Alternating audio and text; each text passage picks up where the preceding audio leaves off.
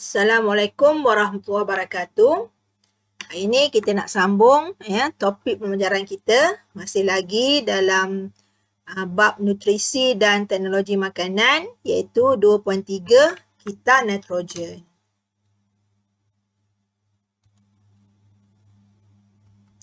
Okey, apa dia kita nitrogen? Iaitu satu kita semula jadi yang mengitakan unsur nitrogen antara tumbuhan dengan haiwan dan seterusnya di atmosfera, tanah dan air.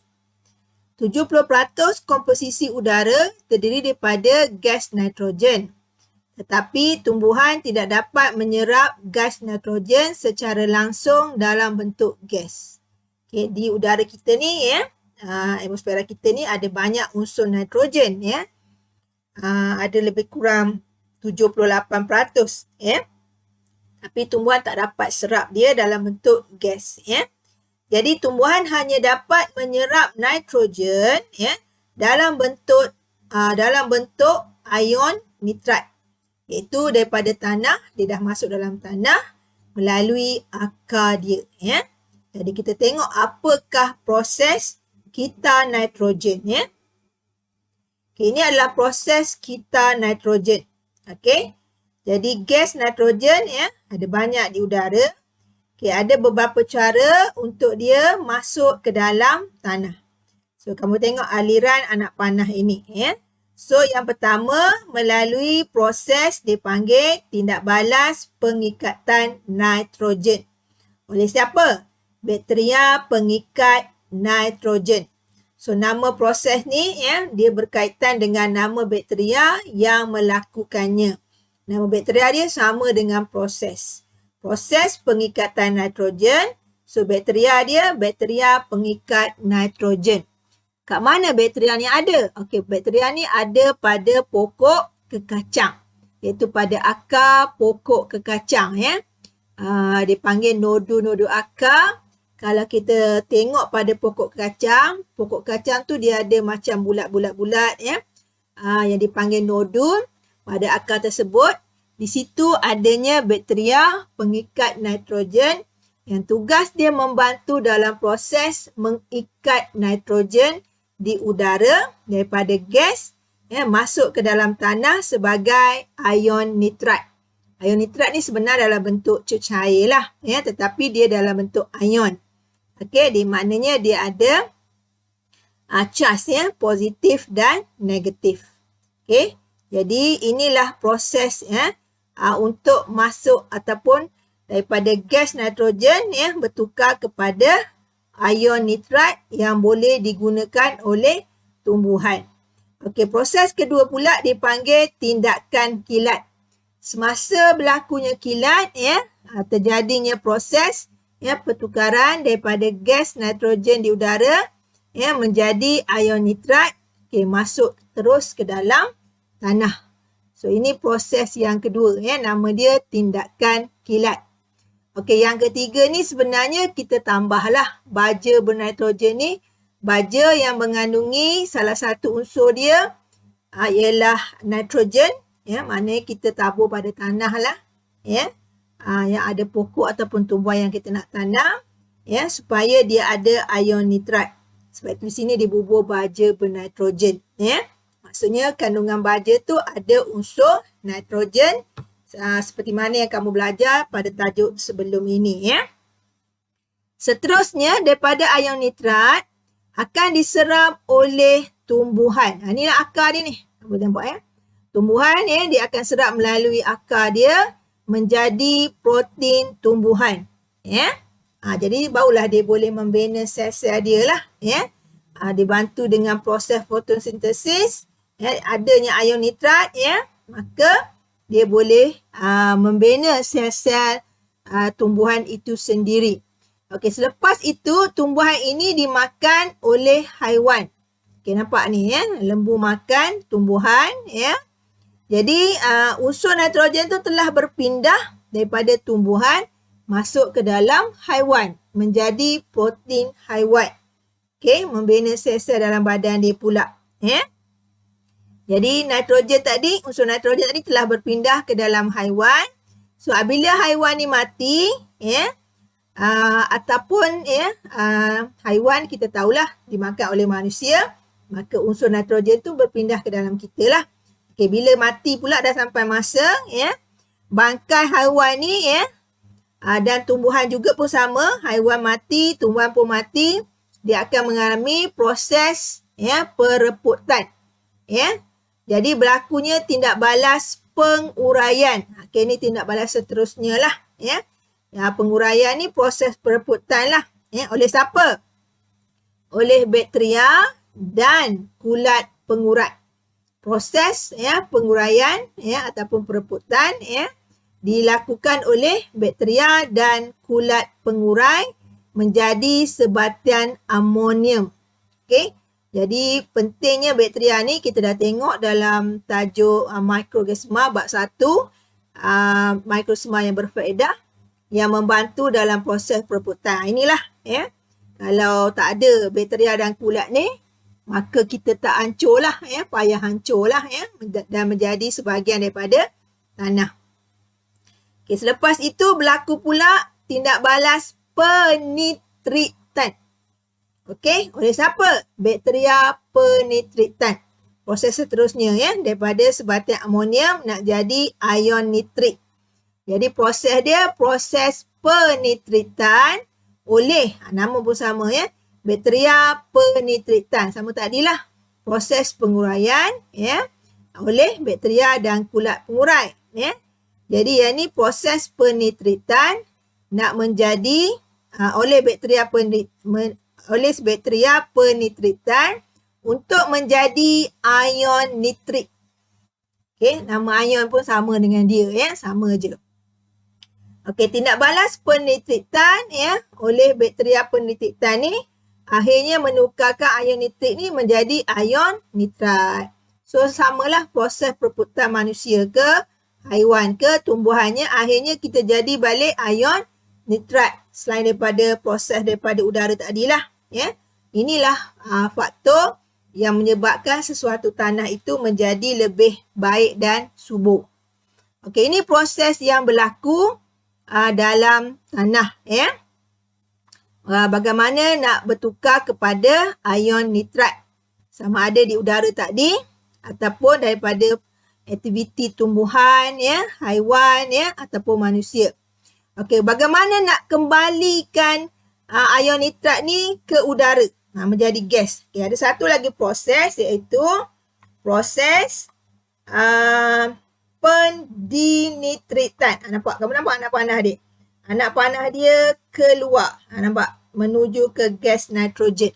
Yang lain semua menuju ke ion nitrat ni. Jadi yang ni satu-satunya yang pergi kepada gas. Jadi nama proses dia pendinitritan. Bakteria dia pun sama. Bakteria pendinitritan. Okay, yang ini adalah proses untuk menjadikan ion nitrat kembali menjadi gas nitrogen di udara. So proses ini berulang kali lah. So ini dipanggil kita nitrogen. Yang sangat penting dalam kehidupan seharian kita. Jadi kamu kena ingatlah nama-nama proses ni. Apa yang berlaku, proses apa, oleh siapa. Jadi kena tengok balik dan cuba kamu ingat, sebelum ingat kamu faham dulu konsep dia. Okey, dalam kita nitrogen ni, kita pergi lebih detail lagi. Dapat dua proses lah, iaitu proses penambahan ion nitrat ke dalam tanah, iaitu daripada udara, pergi ke tanah, kita tambah ion nitrat. Atau yang kedua, kembalikan dia, dipanggil proses penyingkiran ion nitrat daripada tanah. Okay, kita tengok satu persatu Okey, yang ni ringkasan dia lah dalam bentuk carta Jadi apakah proses penambahan ion nitrat contoh dia tadilah tindakan kilat, juga letusan gunung berapi. Okey, yang kedua proses pengikatan nitrogen. Dan yang ketiga proses penitritan. Ini adalah proses penambahan ion nitrat ke dalam tanah. Boleh rujuk balik ya, carta yang tadi ya. Apakah proses penambahan ion nitrat ke dalam tanah? Ataupun kamu boleh tengok buku teks kamu lah ya. Okey, penyingkiran pula ya adalah proses penyerapan ion nitrat daripada tanah. Maknanya diserap oleh akar tadi. Itu penyingkiran lah daripada tanah ya, diguna oleh tumbuhan. Okey, seterusnya proses pendinitritan. Dan yang ketiga, proses melarut resap nitrat. Okey, jadi kita tengok ya, apa dia penambahan dan penyingkiran ni secara lebih mendalam ya. Okey, yang pertama tadi ya, proses penambahan ion nitrat ni. Daripada tindakan kilat dan juga letusan gunung berapi. Okay, kita dalami ya proses ini. Jadi sewaktu terjadinya kilat atau letusan gunung berapi, tenaga haba yang terbebas pada suhu yang tinggi akan mengoksidakan nitrogen di udara untuk membentuk gas nitrogen dioksida. Ni gambar rajah 2.6 ni lah. Ya, kilat dan 2.7 letusan gunung berapi. Jadi bila hujan turun, dia akan bawa sekali ya gas nitrogen ya, dalam udara. Dia akan melarut dalam air hujan, membentuk asid nitrik dan turun ke permukaan bumi. Asid nitrik ini akan meresap ke dalam tanah dan bertindak balas dengan mineral untuk membentuk ion nitrat. Hasilnya, kuantiti ion nitrat di dalam tanah bertambah. Itulah yang berlaku ya, pertukaran gas ya. Berlakunya pengoksidaan nitrogen, membentuk gas nitrogen dioksida, dibawa oleh air hujan, masuk ke dalam tanah menjadi ion nitrat. Itu proses dia ya. Okey, seterusnya tadi saya ada ceritakan juga proses pengikatan nitrogen. Ni yang saya kata tadi. Kalau kita ambil ya pokok kekacang, kita tarik, kita tengok akar dia. Akar dia ada bulat-bulat ni. Ya, pada nodul akar ni ya. Ni nodul akar dipanggil ya, pada pokok kekacang. Sebarang jenis pokok kekacang lah ya. Di situ terdapatnya bakteria pengikat nitrogen ya, dalam tanah, air atau yang hidup bersimbiosis dengan nodu pokok kekacang. Ini dia hidup pada pokok kekacang. Dia juga ada di sekitar kita lah ya, pada tanah, pada air dan sebagainya. Tapi yang hidup pada pokok kacang ni dia direct melakukannya ya. Dia akan menukarkan nitrogen daripada udara kepada ion nitrat. Hasilnya berlaku pengikatan nitrogen oleh bakteria pengikat nitrogen yang menambah ion nitrat ke dalam tanah. Itulah proses pengikatan nitrogen ya. Okey, proses penitritan juga proses yang menambahkan ion nitrat ke dalam tanah ya. Jadi bila haiwan dan tumbuhan mati ya, bakteria pengurai akan menukarkan protein haiwan dan protein tumbuhan kepada sebatian amonium melalui proses penguraian. Ya. Kemudian bakteria penitritan ini menukarkan sebatian amonium kepada ion nitrit dan seterusnya ion nitrat. Hasil dia, bakteria penitritan ini ya, sebatian amonium akan bertambah lah ya, akan menambahkan ion nitrat ke dalam tanah. Itu proses penguraian tu ya, yang menyebabkan ion nitrat bertambah ke dalam tanah bila kita mati dan mereput ya. Okey, proses penyingkiran pula ya, yang pertama tadi proses penyerapan ion nitrat daripada tanah. Ini tumbuhan lah ya, dia serap ion nitrat daripada tanah ya, menggunakan akar dia untuk keperluan nitrogen dia. Ini digunakan untuk membentuk protein tumbuhan ya, dia nak bina protein dia ya. Maksudnya daun dia, batang dia, akar dia, buah dia dan sebagainya lah ya. Jadi apabila haiwan makan tumbuhan maka berlaku perpindahan ya daripada tumbuhan ya unsur nitrogen tadi kepada haiwan ya membentuk pula protein haiwan. Sama juga kita manusia lah. Kalau kita makan tumbuhan dan binatang tersebut, unsur nitrogen itu akan berpindah ke dalam kita dan membentuk sel-sel badan kita ya. So, apakah yang terjadi kepada protein dalam tumbuhan dan haiwan yang telah mati? Ya. Tadi kita dah tengok tadi proses perebutan. Ya, kalau tadi ini singkir kita ambil. Tapi kalau kita mati, kita tambah pula ion nitrat ya. Tadi kita dah bincang sebenarnya. Bila kita mati, berlakunya proses penguraian yang menyebabkan ion nitrat bertambah ke dalam tanah. Ya. Okey, yang seterusnya proses pendinitritan. Okey, jadi proses ini dilakukan oleh bakteria pendinitritan yang ada dalam tanah yang menukarkan ion nitrat dalam tanah kepada gas nitrogen yang kemudiannya keluar daripada tanah dan kembali ke udara semula. Jadi proses ini juga menyingkirkan ion nitrat menjadi gas nitrogen kembali. Ya. So inilah proses dia ya. Okey, proses melarut resap nitrat ni pula ialah proses semula jadi. Melalui proses ini, ion nitrat dalam tanah melarut dalam air, kemudian dia mengalir ke dalam sungai ataupun air bawah tanah. Jadi ini juga menyingkirkan ion nitrat daripada tanah. Ya, dipanggil larut resap nitrat ya. Ini juga penyingkiran ion nitrat pada tanah lah ya. Okey, apa kepentingan kita nitrogen?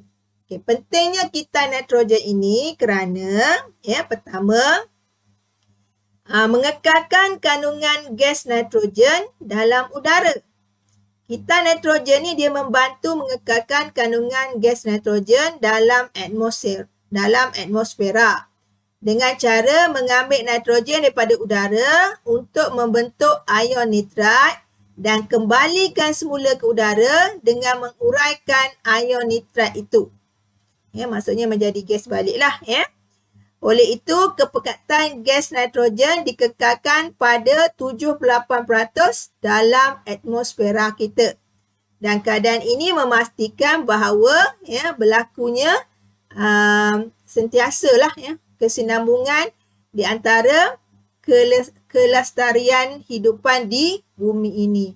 Maknanya gas nitrogen itu sentiasa ada lah ya pada persekitaran kita ni di udara dan juga di tanah. Maknanya di udara tu kekal 78%. Ya. Jadi itu pentingnya kita nitrogen itu ya. Okey, yang kedua mengekalkan kesuburan tanah ya dan meningkatkan produktiviti hasil tanaman. Okey, kita dah belajar sebelum ni. Nitrogen ni kita tahu ya merupakan makronutrien. Nutrien ataupun unsur yang diperlukan nutrien dia dalam kuantiti yang banyak. Jadi pentinglah untuk pertumbuhan-tumbuhan ya.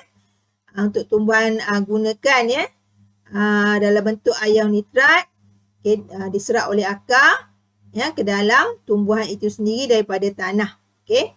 Penyingkiran ion nitrat daripada tanah akan menyebabkan tanah menjadi tidak subur. Kalau tanah tak subur ya, maka itu akan menjejaskan pertumbuhan-tumbuhan lah ya. Okey, cara lain selain daripada tadi ya dapat diatasi kita gunakan ya. Kurang masalah tanah ni, kalau kurang subur kita boleh atasi melalui penggiliran tanaman ya dan penggunaan baja. Ni baja lah, baja nitrat ya. Untuk menambah semula kandungan ion nitrat. Ya. Hasilnya pertumbuhan-tumbuhan menjadi lebih sihat, produktiviti hasil tanaman dapat ditingkatkan dan pendapatan para petani bertambah. Ya, kalau terganggunya kita nitrogen, maka kita kena ada usaha lain ya untuk menambahkan ion nitrat ke dalam tanah melalui sistem penggiliran tanaman ataupun pertambahan baja kimia iaitu baja nitrat ya ataupun baja NPK ya yang mengandungi unsur nitrogen ya. Jadi pentinglah kita nitrogen ni ya, sebab dia membantu kesuburan tanah secara semula jadi ya, berbanding kita terpaksa tambah ataupun melakukan kaedah lain seperti yang cikgu nyatakan tadilah ya. Okay, yang ketiga, membantu membekalkan berterusan protein tumbuhan dan juga protein haiwan. Seperti gambar ni lah ya, protein tumbuhan, protein haiwan ya. Ada daging ya, ada kekacang ya. Apa lagi? Ya, macam-macam lah ada kat sini ya. Kamu boleh tengok sendiri lah ya. Jadi nitrogen merupakan komponen yang penting dalam pembentukan protein. Protein ni digunakan untuk kita ya membina sel baru dan membaiki sel yang rosak. Bekalan protein yang berterusan adalah penting untuk menjamin kesinambungan dan penyelenggaraan kehidupan bagi semua jenis hidupan. Tumbuhan yang menggunakan nitrogen dalam ion nitrat yang disedap untuk membentuk protein tumbuhan lah ya. Haiwan pula memperoleh unsur nitrogen daripada protein tumbuhan ataupun protein haiwan yang dia makan ya, ataupun melalui pemakanan. Sangat penting lah ya, membantu membentuk protein dalam badan kita dan organisma yang lain ya. Seterusnya, mengurangkan pencemaran alam sekitar. Perebutan dan penguraian protein dalam sisa tumbuhan dan haiwan akan membentuk juga sebatan amonium dan seterusnya ion nitrat melalui tindakan bakteria dan pula pengurai tadi ya. So, proses dalam kita nitrogen seperti penitritan membantu mengurangkan pencemaran alam sekitar dan kita mengaplikasikan dalam teknologi hijau ya untuk menghasilkan kompos. Ini kompos ya. Boleh dijadikan baja lah pula ya. Sisa-sisa tu ya. Boleh dijadikan baja ya. Kompos ni tanah yang subur lah ya. Dia boleh digunakan untuk proses penanaman ya. Sangat sesuai untuk pertumbuhan tanaman sebenarnya ya. Itu saja daripada cikgu tentang tajuk kali ini. Okey, cikgu harap video ini dapat membantu kefahaman kamu tentang tajuk kita pada kali ini iaitu kita nitrogen ya.